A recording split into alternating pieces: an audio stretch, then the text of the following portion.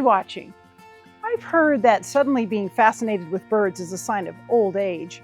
But come on, who isn't delighted by the incredible world of birds? They're full of energy and joy, yet remain cloaked in mystery and out of reach.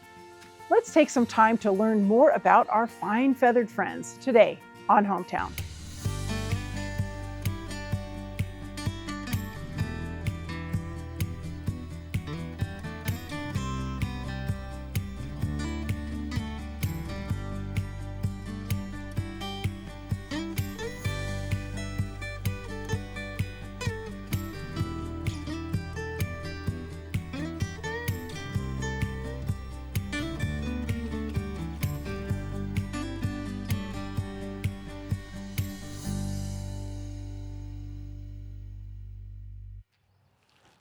Birds are a bundle of contrasts, fiercely strong and incredibly delicate, beautifully simple and breathtakingly complex, wonderfully placid and sometimes even a little annoying.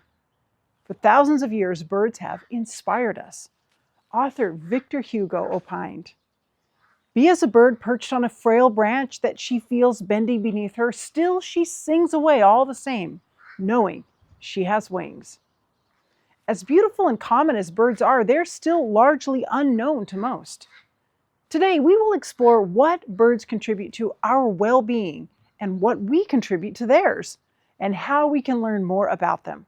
After all, birds provide the background music for our lives, an essential ingredient in the remarkable story of us.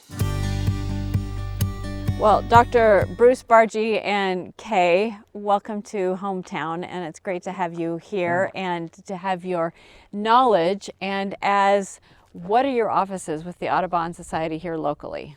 Okay, I'm just finishing my first year as president. And Kay, how many years have you been secretary? Secretary for almost 4. Yeah. Wonderful. So you two are set up here with your binoculars and everything, and it's a joy to be here at Bennington Lake. Why do you like doing this, Kay? I love birding because you can do it anywhere you go. Wherever we travel, we just throw our binocs in and you can bird everywhere, anywhere. So we just got back from the West Coast Conference basketball tournament, and Vegas is a great place to bird. Really? Oh, yeah, gosh, totally. It's wonderful. So you mean you Las went Vegas. to Vegas and you didn't gamble, you were out birding? No. So we'd go birding in the morning and We're not watch a basketball in the afternoon. It was so cool. Yeah, but they have That's my kind of great Vegas, birds too. there. Yeah. Yeah. And I like what you say. When we go birding, it's kind of like an Easter egg. You just don't know what you're going to find. Yeah. And we like to pick a color for the day, every day. Like, okay, what color bird do you want to see today? You know? Like today I picked red. Yeah. So when I was birding with the 5th graders from the different elementary schools this morning, I had all the kids pick colors. And so, red. So we saw red on the downy woodpecker, the male downy woodpecker with his little red cap, So that's how we do it. So we pick a color and then we see if we can find what we're looking for. So, Dr. Bruce, you were a physician here in this town for how many years? 33 years in 33 practice, years. And Kay, you've been a nurse and you're a teacher. Teacher, yeah. And you still volunteer? At Sharpstein. Wonderful. Yeah, thank you. And for someone who might be watching, why are birds important to where we live and our environment? Okay, birds have been recognized as important in almost every culture throughout history. I mean, there are paintings, drawings, there are writings of birds, sonnets and etc. I mean, every culture you look at has got birds. People are fascinated by birds. They have the power of flight. I mean, that is amazing in and of itself. They have amazing voices, with song, sometimes the ability to mimic.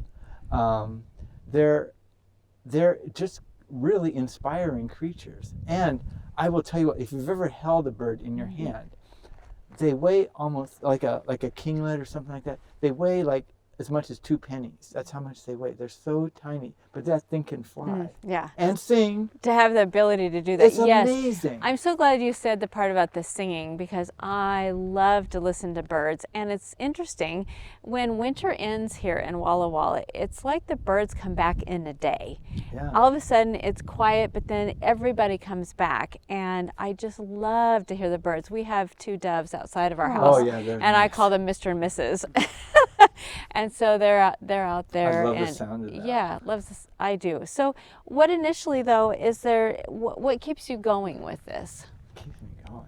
Okay. Is it the hunt of seeing the next bird? Is it just, Oh, so there's different Birders. different kinds of birders out there, right? Yeah. There are people who are trying to generate the largest life list possible. Yes. So there's like 9,000 species of birds in the world, and these people try to get into the thousands. I mean, it's really something. yeah, people fly to different countries. all and over yes, you yes. got to really get into it, and then it gets really pricey to get those really rare ones that are like out in the Pribilof Islands or something like that. I mean, you have to go there to get that species. Where are the Pribilof Islands? At the very end of the Aleutian chain. Oh yes, Yeah, okay. way okay, out there. okay. I mean, that's just one. There's some birds yeah, out I there. learned something new today. Yeah, but I mean, so that's some place that people go to get like one more species, if you can imagine. And a lot of times, I've seen it, I'm done. Yeah. Let's find the So- next one. But for Yeah. us, what I get out of birding is seeing just cool bird behavior, like birds doing something.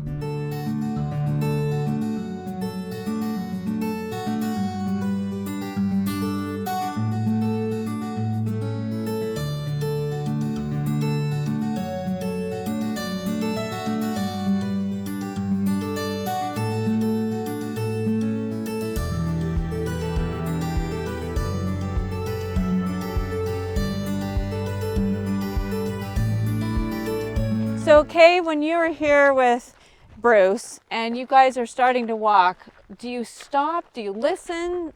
Give us some tips on birding. We kind of complement each other in that I can see really well and he can hear really well. So he'll be hearing birds and he'll say, I hear such and such. And I'm able to spot better. And so we complement each other. So where are some other great places in Walla Walla to go? To go see birds? Okay, so Bennington would be a big hotspot. Where we are right here? Yeah, right here. There is a natural area adjacent to Fort Walla Walla. Yes. It's actually a Walla Walla Park, City of Walla Walla Park, that is co-managed by the Audubon Society. And it has like a couple miles of trails that have bark, and you can walk around there. So that's a good place to see some more what I would call upland birds, not water birds, but like a red-tailed hawk's nest there. There's a lot of magpies there. Okay. And then we have Whitman Mission, and we have Rooks Park. Yeah, and Rooks Park so- is awesome. Awesome. Well, why for don't we walk owls a in little the bit? winter. Why don't we walk a little bit here? Yeah, and then also Whitman Mission, and then Yes. Whitman, and then each of those is going to have its own unique little list of birds that Yeah. are special for it. Well, and to be able to identify and to see, I saw a robin this morning, and I saw some other things in our yard. But what about for someone who is like, well, this is interesting, but is there something that, like at the Audubon Society, that you folks say, hey, this is really cool? Is there, like the little kids, is there something that people get interested in quickly? Well, I think people gravitate towards certain kinds of birds. If you ask children, like, what's your favorite bird? I mean, sometimes they'll say eagle is a big one. The bald eagle is way up there. But they'll also say, kids that are maybe have more of a general knowledge of birds will say owls, woodpeckers, hummingbirds. So those three really, those are big attractants to people. So Bruce and Kay, give us some advice on what to do in regards to feeding birds. If maybe someone is thinking, oh, I would like to have a bird feeder in our yard. So to bring more birds into your house. Yeah. Well, yes, it's very simple to attract birds into your yard by, I would say, providing fresh water and some food of some sort. And there's different types of feeders that either give seeds or suet or whatever. But I will say the really important thing that people need to be aware of is that if you have a bird feeder in your yard, you are going to double the chances of birds hitting your window and dying from doing that. I mean, we've all had it happen, and it's really it's traumatizing. very Yes. discouraging to have happen. And it's happened at our house. And the thing is if you're going to put up a bird feeder, you really should put some kind of a window treatment on the windows that are nearby so that the birds are aware of it.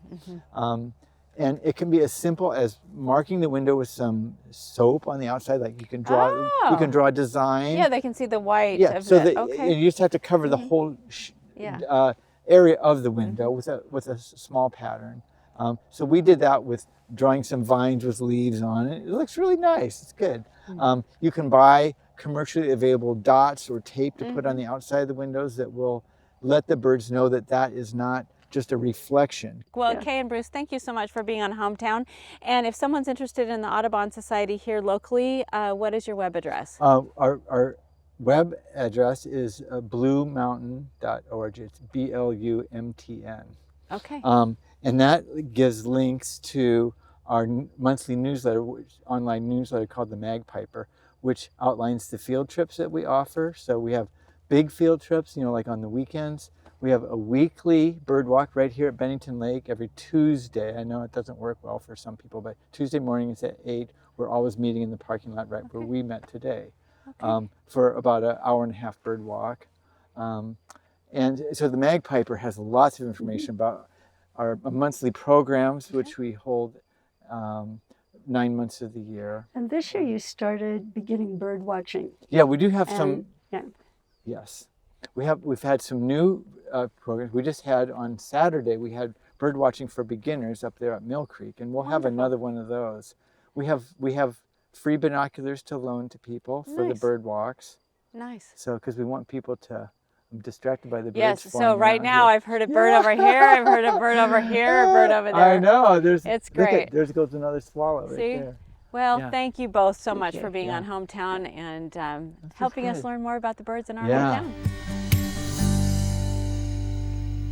Becky, it is great to be able to talk with you about the aviary and about your work with it. Tell me about how you got involved. It started when I saw an ad in the paper that they were hiring for an aviary caretaker. I had gone to school, got my degree in wildlife management and wildlife ecology, and I thought I would be working at a fish hatchery or something like that. I'd actually been putting out applications for some time looking for a job in that field, and then when I saw the ad saying they were hiring for the aviary, I went, that'll be perfect, because I actually, during school, volunteered at a wildlife raptor rehab center.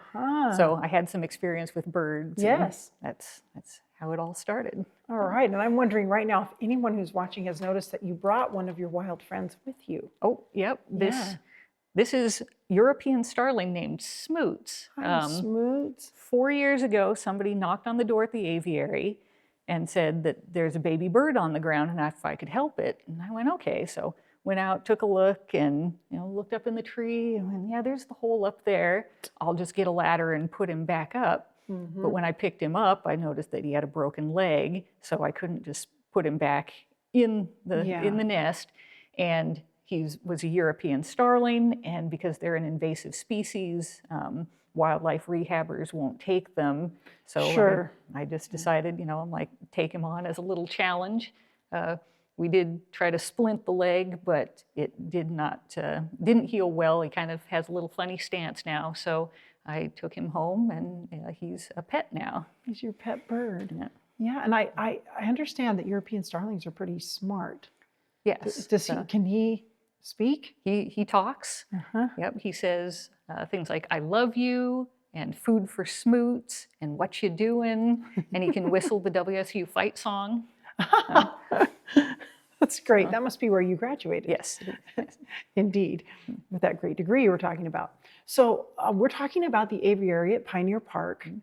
What kind of birds can people find there when they come to enjoy? We are mostly waterfowl and what they call game birds. So pheasants, really, pheasants and quail. But most of our birds are the waterfowl. We have a lot of native species, but we also have birds from all over the world. Yes, and you have some colorful birds, I know, in some of your cages. Like the red golden pheasant, the Himalayan monal pheasant. That has percentage-wise more iridescence on bird than any other bird. Isn't that amazing? Yeah, and if you ever saw the movie Up, Yes. Kevin is based on that bird. I can see that. I can see it for sure. So, what are some things about birds and caring for the birds that we might not know that you know because you're taking care of them? I mean, they're all like they've all got their own personalities. It's kind of just some of them are aggressive and some of them are just humorous and fun-loving. Oh, there's a goose out there named Lucy that she'll follow you around, and then there's a Reeves pheasant named Keanu that he loves attacking shoes. I like that name.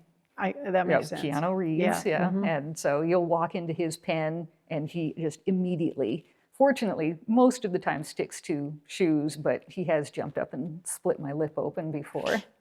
Yikes. But, and Ozzy the swan, he's, super aggressive, but, not too bad. Yeah, You kind of stay out of his way. And he actually, when I first got him, was kind of clumsy. Like you could hear him coming up, and you know to turn around and go, "Oh no, he's coming!" Now he's learned stealth, so you'll just sort of sense a presence, and you'll go, and you'll turn around, and he's just staring at you. Like, I must be being followed. Yeah. Amazing.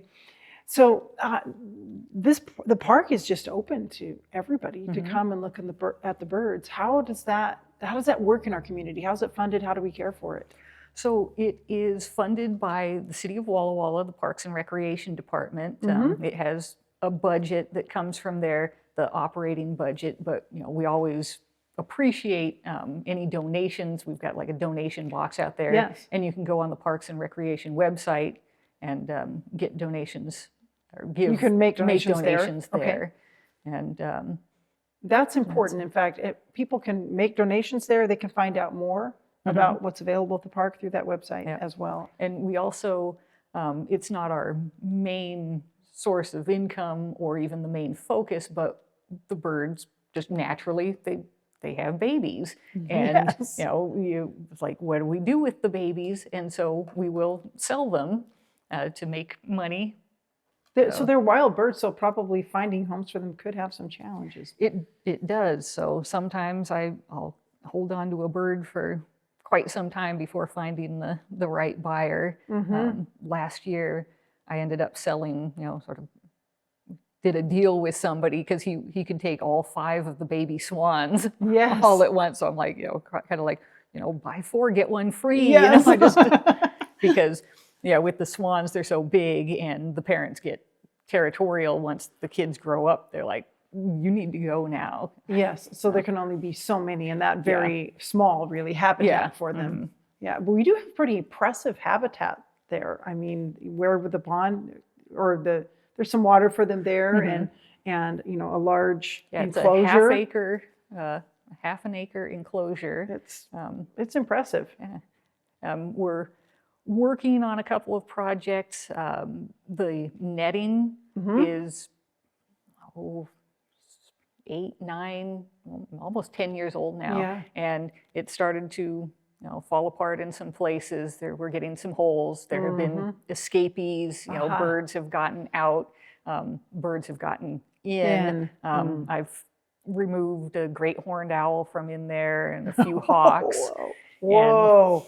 So some I'm definite predators. Yeah, so we're currently trying to get the funding to upgrade to a steel cable mesh net. Yes. So once we get that in there, it should last a really long time. A long time. And then the structure itself that you have now is how old, and that's a super structure. Yeah, it's like that. That structure. You probably keep elephants or something. I know. in Such there. an improvement over what was there before. So. Yeah. Yeah, I remember when I was a kid, the old wooden structure that used to be there. Yeah. And then the couple of years ago, we had an issue with the irrigation and all of our grass died. And then weeds took over. We got the weeds taken care of now, but it's kind of a mud pit. So we're also trying to get, we put down grass seed. And Yes. if you can imagine, seed is not going to last long it with was all the food birds. for all the birds It was before food it for all could the become birds. a plant. So, yeah, we're working on trying to get some sod laid Yes. down in there. So, Yeah, improvements there. yeah.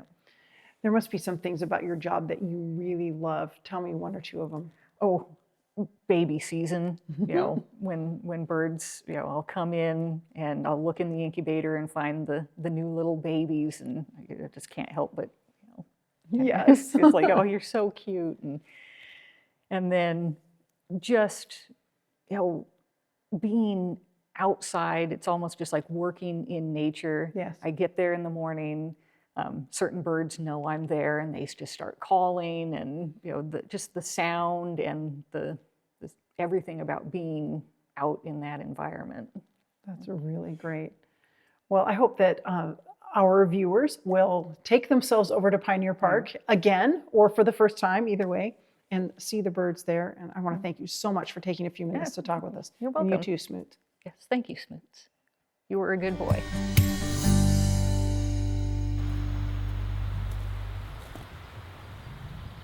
This may just look like a rock, but it's no ordinary rock.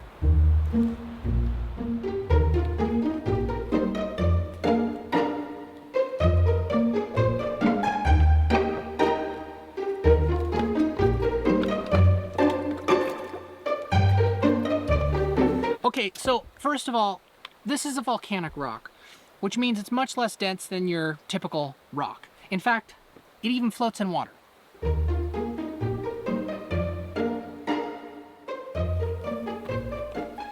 But that's not really what makes this rock so special. You see, I found this rock while mountain climbing with a friend a number of years ago in Central Oregon.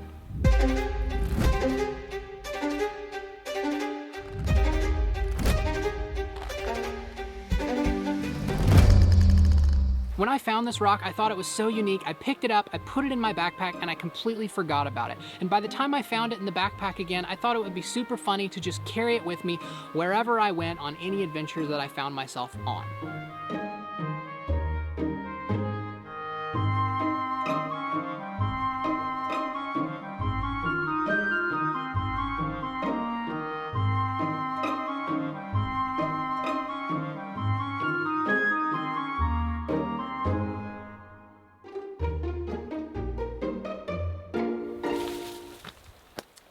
And that is when this little rock's journey truly began.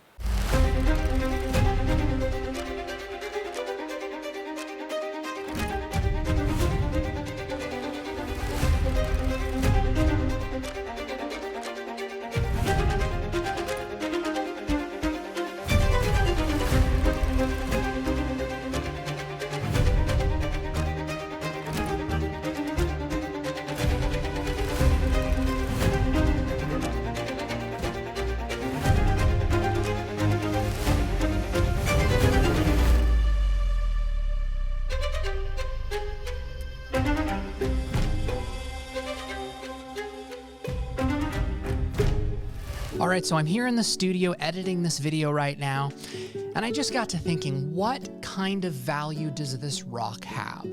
You know, to most people, it is just an ordinary rock. It would be thrown away like all other rocks, but to me, this rock means so much. This rock has been with me around the world so many times. It's been in the highs with me, it's been in the lows with me, it's been up many mountains and through valleys. This rock has value to me because it's been with me for a long time. You know, that makes me think of another rock that I take with me wherever I go. A rock that to some people would be completely insignificant, but to me, it's been with me for a long time, and I carry it with me wherever I go. And that is Jesus. That is my faith. To some people, it may be completely insignificant, but to those who have had this rock with you for a long time, it matters. It is significant, just like this rock is significant to me. Psalms 18:2 says, "The Lord is my rock, my fortress, and my deliverer.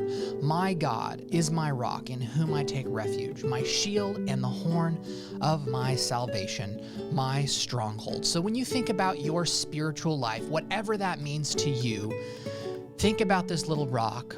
Think about this insignificant little rock that means so much to me because it's been with me for so long. Thanks so much for watching another episode of Discovery, and I will see you right here next time on Hometown. Bye-bye. The best thing about birds is their consistency. They give our lives rhythm. They grant us a momentary reprieve from stress and anxiety. They inspire us to be grateful and spark our imagination and creativity. In captivity, they become our companions, a source of laughter and even friendship. We can count on them to be predictable and aspirational. The prophet Isaiah referred to those incredible qualities when he wrote, "Those who hope in the Lord will renew their strength. They will soar on wings like eagles. They will run and not grow weary. They will walk and not be faint." On this beautiful day, I'll finish this task and then slow down and sit quietly to listen to the birds sing for a few minutes. It's an excellent way to let the stress of the day fade away. See you next week on our next episode of Hometown.